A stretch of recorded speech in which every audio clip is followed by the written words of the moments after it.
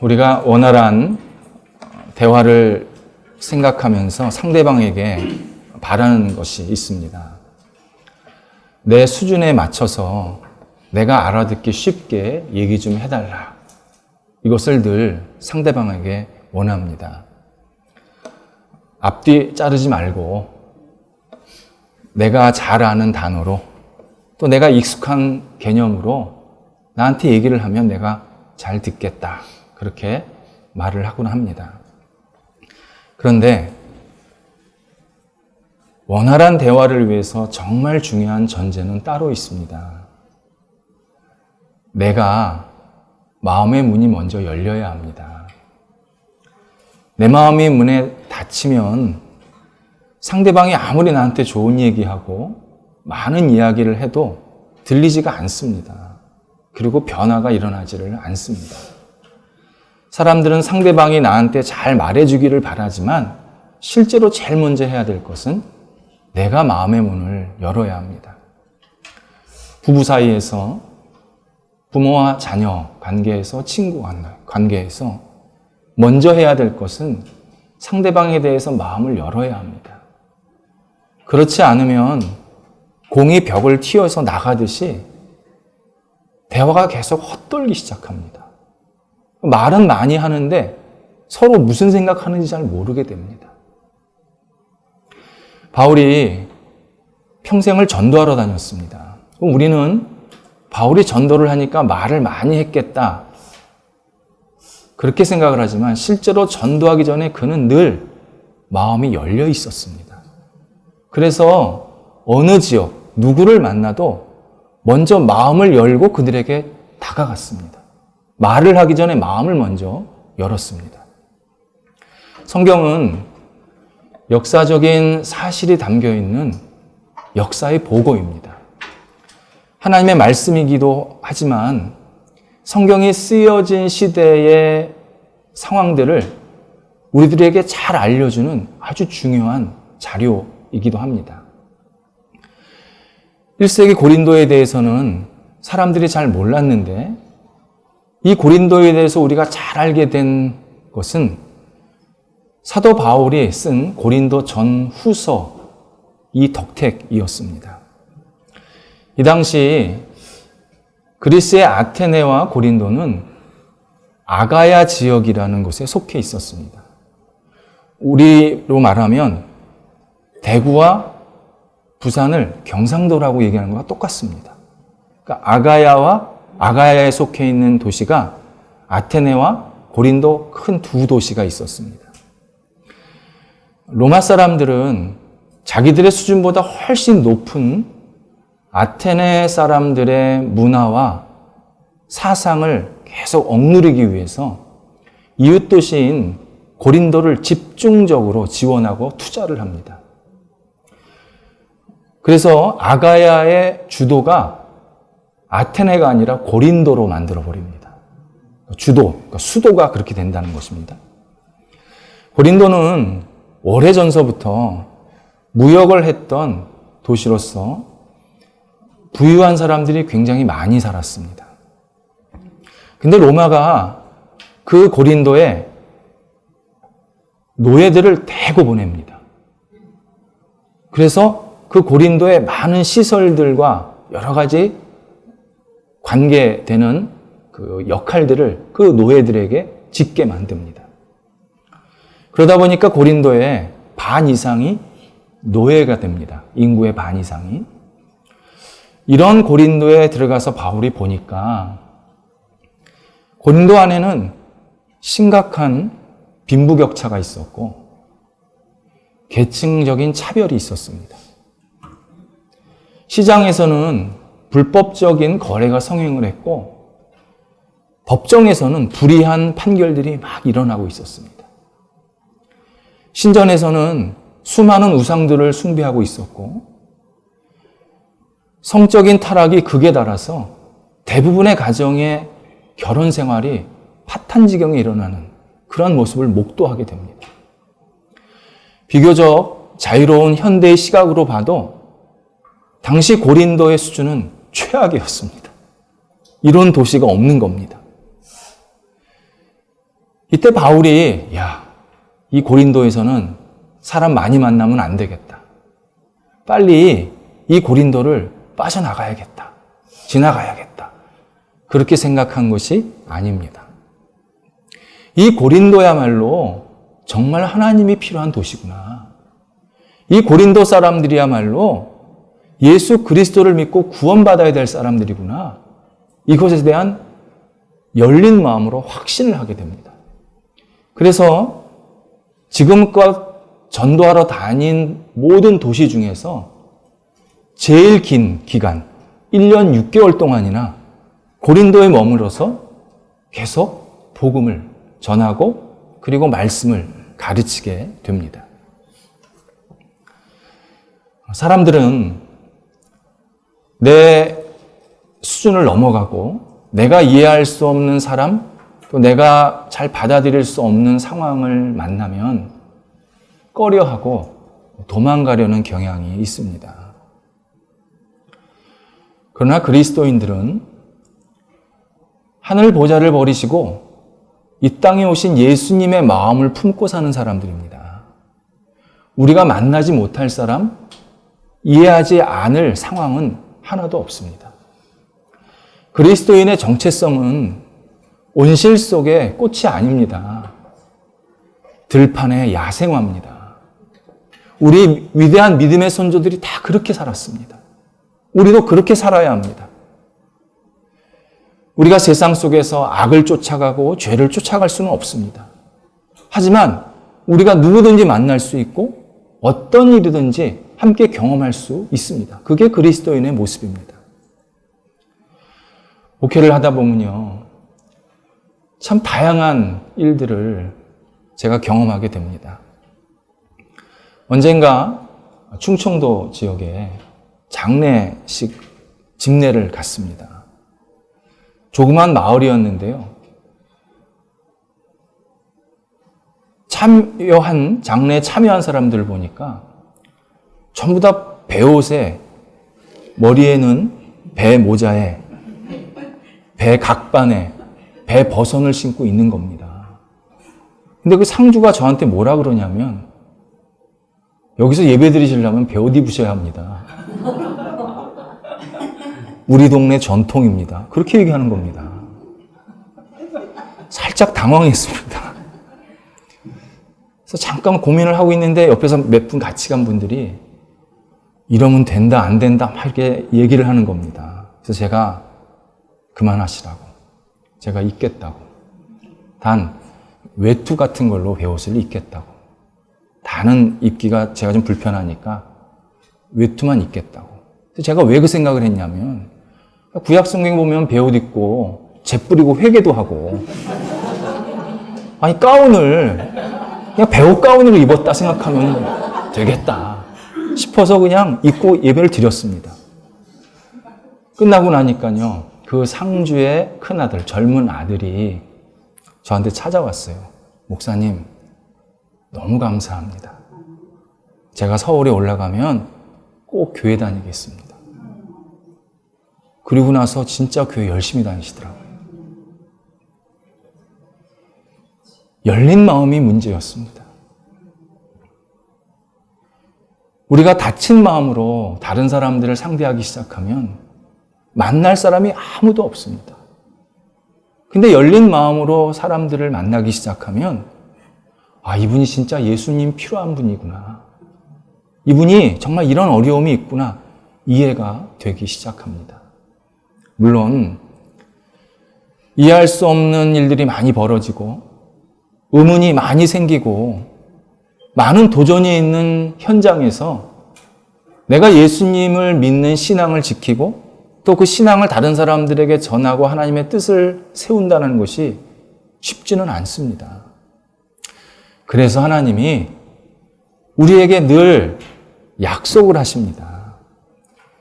하나님의 사람에게는 하나님의 뜻을 이룰 수 있도록 지속적으로 용기와 지혜를 부어주십니다. 하나님의 사도 바울에게도 그러셨습니다. 바울이 고린도에 들어가기 직전에 이런 일이 있었습니다. 유럽의 첫 도시인 빌립보 성에서 복음을 전하다가 심하게 매를 맞았습니다. 그리고 이후에 복음을 전하러 들어간 세 개의 도시, 곧 데살로니가, 베레아, 아테네, 이 세 도시에서 얼마나 강렬한 반대와 조롱을 받았는지 모릅니다. 바울 몸과 마음이 많이 지쳤습니다. 분명합니다. 거기에 오랫동안 여행을 하다 보니까 경제적인 능력이 없었습니다. 그냥 주면 먹고 누구도 안 주면 못 먹고 그런 상황이었습니다. 이때 하나님께서 9절, 10절에서 바울에게 나타나십니다. 그리고 세 가지 약속을 하십니다. 바울아, 두려워 말라. 내가 너와 함께한다. 아무도 너를 해치지 못할 것이다. 이것이었습니다. 그러시면서 바울아, 네가 여러 가지 어려움은 있겠지만 침묵하지 마라. 말하라. 이 고린도 성에는 내가 내 백성으로 삼아야겠다는 사람들이 꽤 많다. 그러니 담대하게 말해라. 담대하게 나를 전해라. 그렇게 바울을 격려하고 용기를 허락해 주고 계십니다. 실제로 바울에게 용기를 주시기 위해서 고린도에서 제일 먼저 의미 있는 사람을 만나게 하십니다. 바로 아굴라 그리고 브리스길라라는 유대인 부부였습니다. 아굴라 부부는 로마에서 큰 텐트를 만드는 사업을 했던 아주 부유한 부부였습니다. 당시의 텐트는요, 천막입니다. 주거용입니다. 그러니까 우리가 생각하는 뭐 이렇게 캠핑용이 아닙니다. 제대로 된 주거용입니다. 그렇다면 요즘 시대로 말하면 아굴라 부부는 큰 건설업을 하던 사업가였습니다. 로마에서. 그런데 로마 황제인 글라우디오가 로마 사회 내에서 유대인들이 자꾸 말썽을 일으킨다고 생각한 겁니다. 사실 정치적인 이유였습니다. 그래서 로마 시내에서 유대인들을 전부 추방을 하게 됩니다. 그때 아굴라 부부가 쫓겨납니다. 자기가 하고 있던 그 천막 만드는 사업을 그대로 놔두고 그냥 나오게 됐습니다. 그리고 나서 고린도에서 바울을 만난 겁니다. 바울도 천막 만드는 기술이 있었습니다. 그래서 마음이 잘 통했습니다. 그런데 그것보다 더 중요했던 것은 아굴라 부부가 바울에게 예수님에 대해서, 하나님의 말씀에 대해서 깊이 듣고 배운 겁니다. 그래서 이전에도 예수를 믿고 있었지만 예수님에 대해서 더 확실히 알게 되고 신앙이 더 깊어진 것입니다. 그래서 아굴라 부부가 평생을 바울의 후원자가 되어줍니다. 그리고 동역을 합니다. 계속 같이 다닙니다. 바울이 로마서 16장 4절에서 이 아굴라 부부를 두고 뭐라고 그러냐면 이들은 나를 위해서 자기 목을 내놓은 사람들이다. 이렇게 늘 감사하는 고백을 하고 있었습니다. 아굴라 부부가 로마에서 쫓겨났을 때 이해가 안 됐고 굉장히 억울했을 것입니다. 이렇게 사업을 크게 하고 있었는데 우리를 쫓아내면 어떡하냐. 굉장히 답답했을 것입니다. 그런데 바울을 만나게 된 겁니다. 하나님께서 이렇게 오묘하게 사람을 이끄십니다. 참 놀라운 하나님이십니다. 결국 바울이 복음을 전할 때 제일 걸림돌이 되는 사람은 바울 자신이었습니다. 하나님께서 바울에게 함께 하시지 않겠다.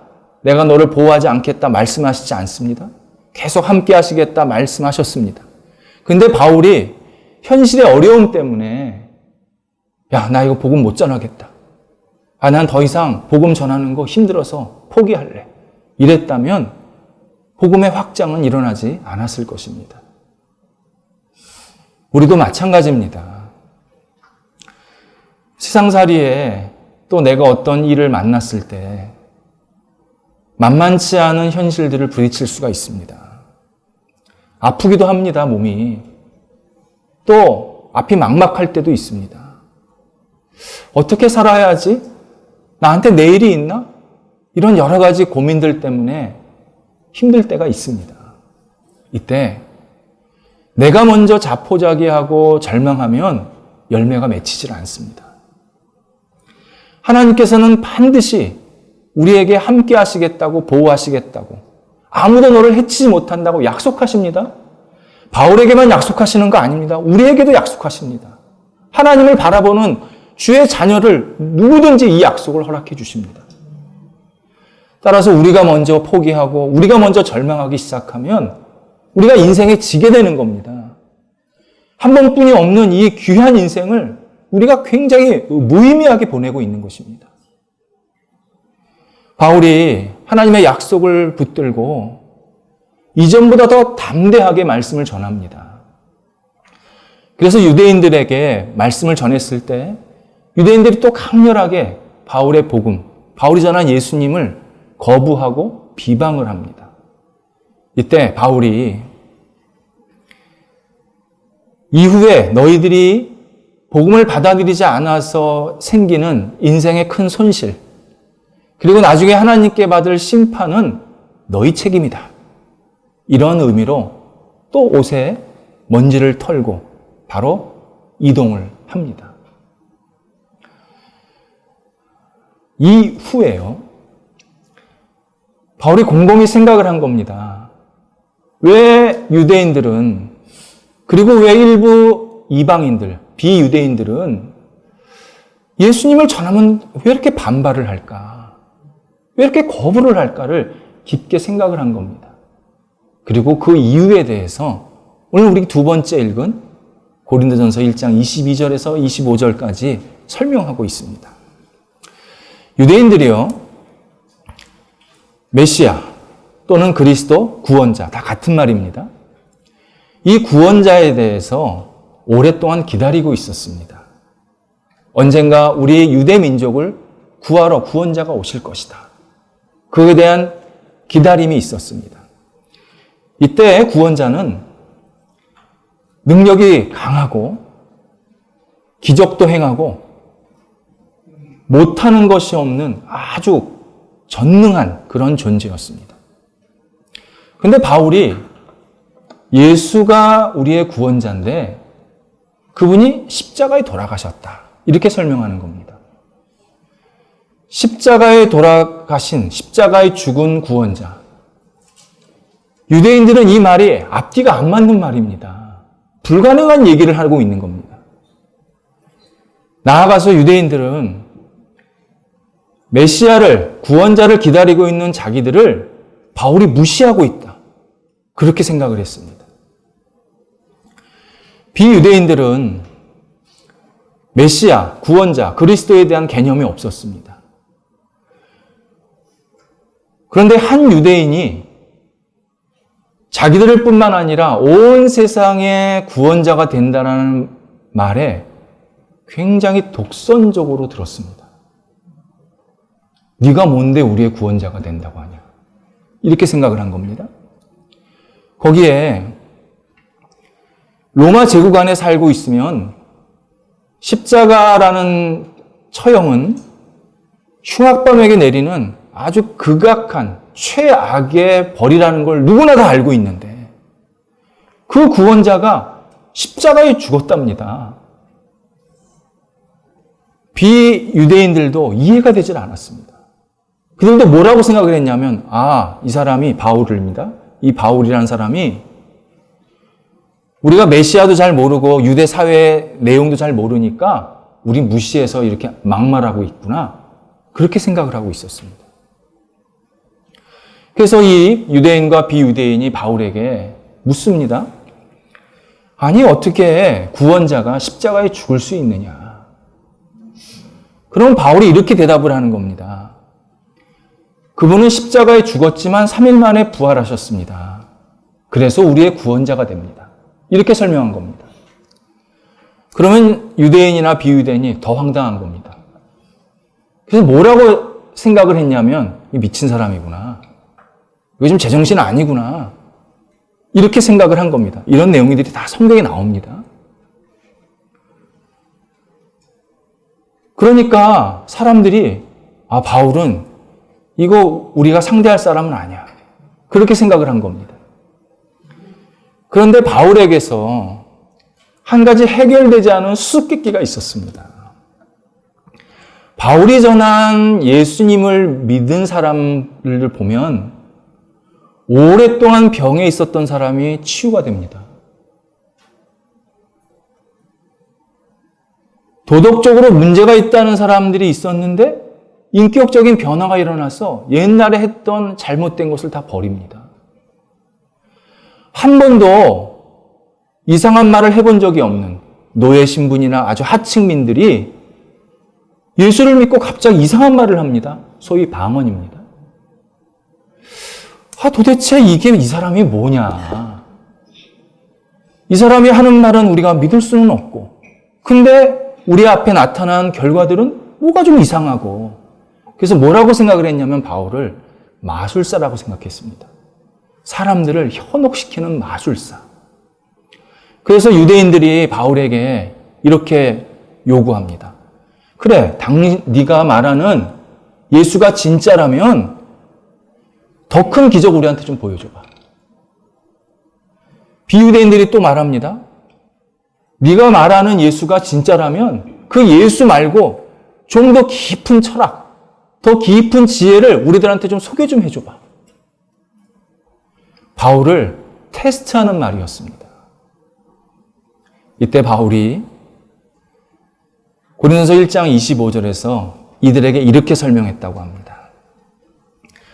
하나님의 어리석음이 인간에게는 최고의 지혜고 하나님의 약하심이 인간에게는 최고의 강함이다.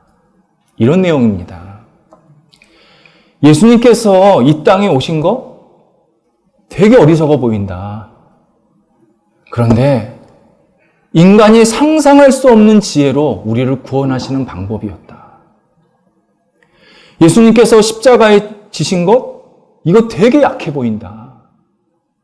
그런데 이 십자가는 온 인류를 구원하는 최고의 강한 하나님의 능력이었다.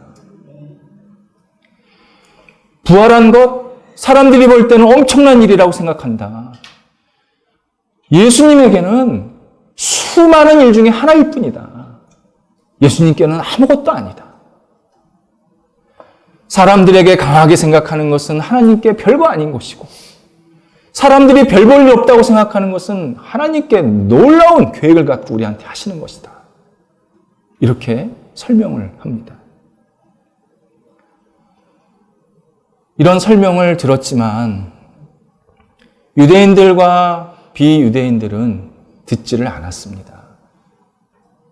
바울이 고린도전서 1장 22절에서 25절까지 설명하고 있는 아주 핵심적인 내용이 인간의 죄성이었습니다.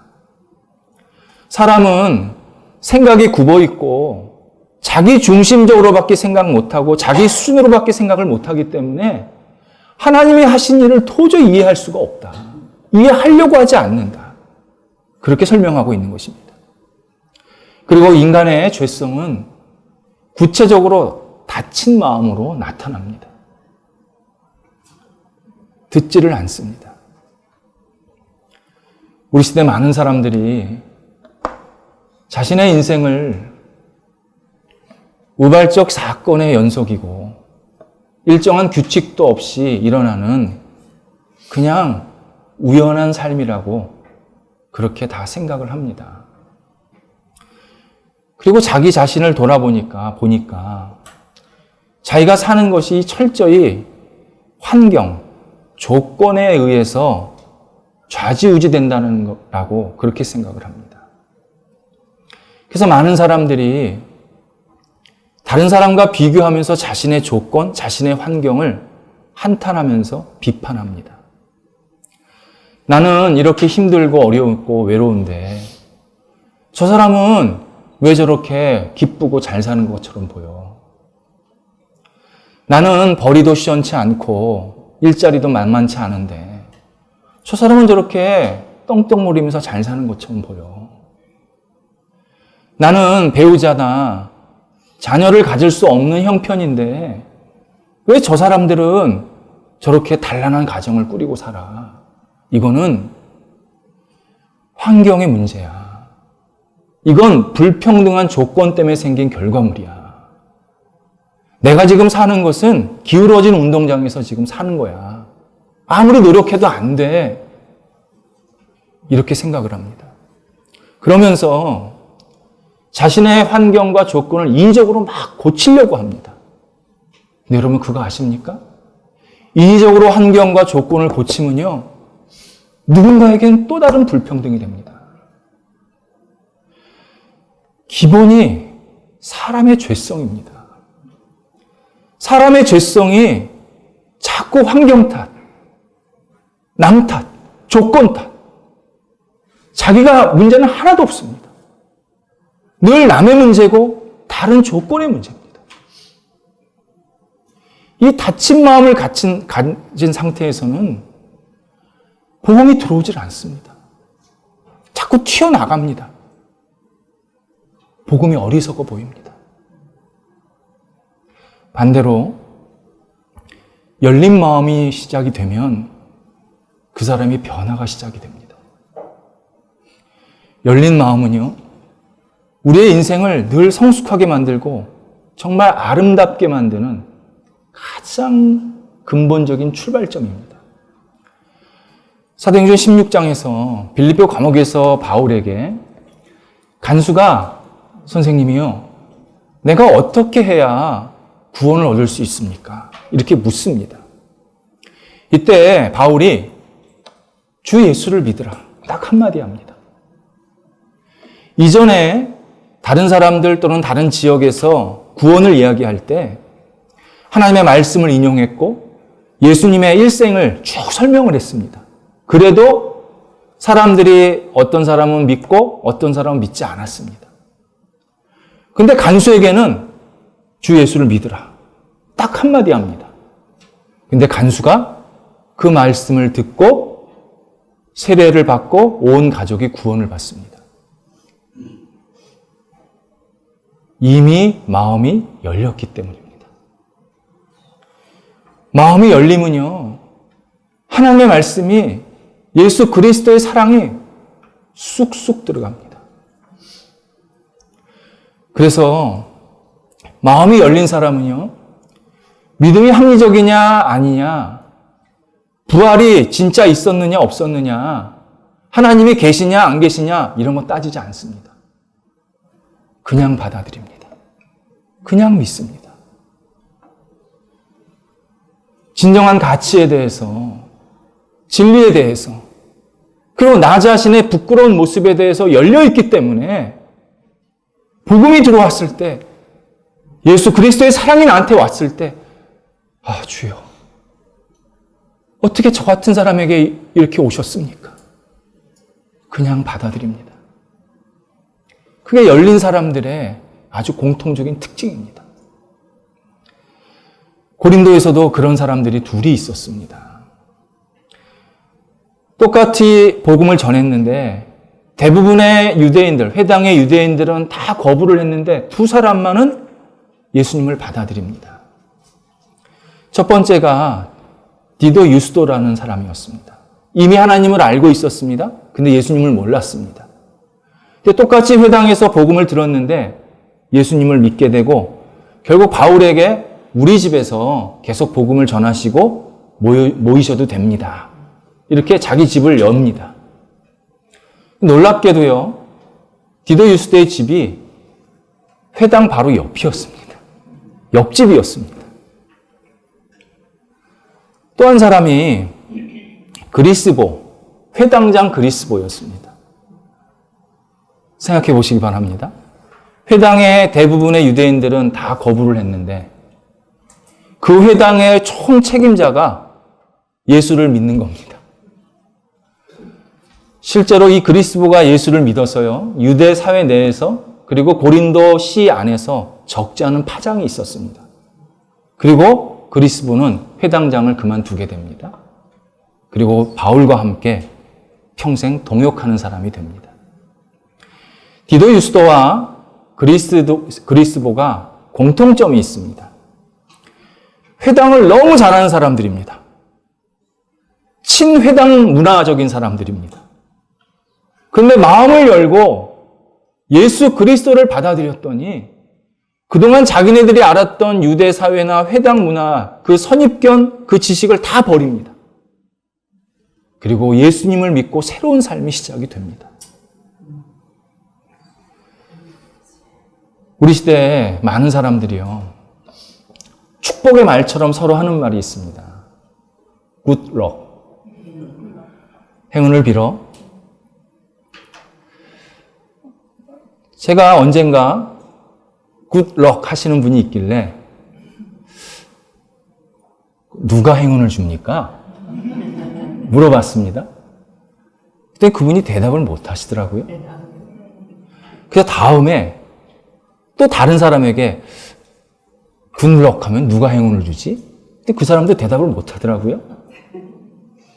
이게 무슨 말입니까? 우리가 서로 good luck 이렇게 외쳐도 이 굿럭을 되뇌인다고 해서 나에게 삶의 복과 의미가 생기는 것이 아닙니다.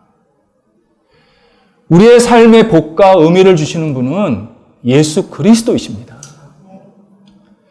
우리가 예수 그리스도의 마음을 열고 그분과 함께 동행하고 그분의 말씀을 듣고 그분을 평생 붙잡고 살면 주님께서는 우리에게 구원의 기쁨을 허락하시고 매일 새롭게 살게 하시고 믿음의 형제 자매들을 만나게 하시고 함께 예배하게 하시고 함께 신앙생활하게 하시고 때로 낯선 사람을 만날지라도 그와 함께 하나님을 함께 이야기할 수 있는 그런 날마다 새로운 인생을 우리들에게 허락해 주십니다.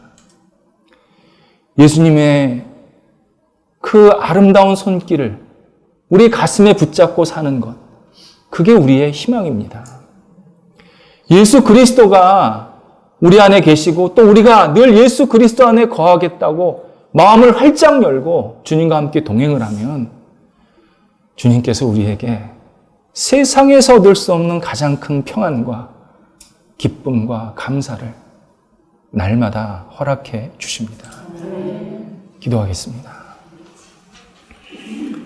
하나님, 저희가 주님의 사람으로 이렇게 살아갈 수 있게 하신 것 감사합니다. 다시 주님께 저희의 마음을 엽니다. 하나님, 우리 안에 거하여 주시어서 주님과 함께 동행하는 저희들 되게 하시고 주께서 말씀하시는 것, 주께서 원하시는 것, 주께서 이루고 싶으신 모든 것들을 저희들이 함께 동역하며 하나님의 나라와 영광을 위해서 마음껏 쓰임받도록 인도하여 주옵소서.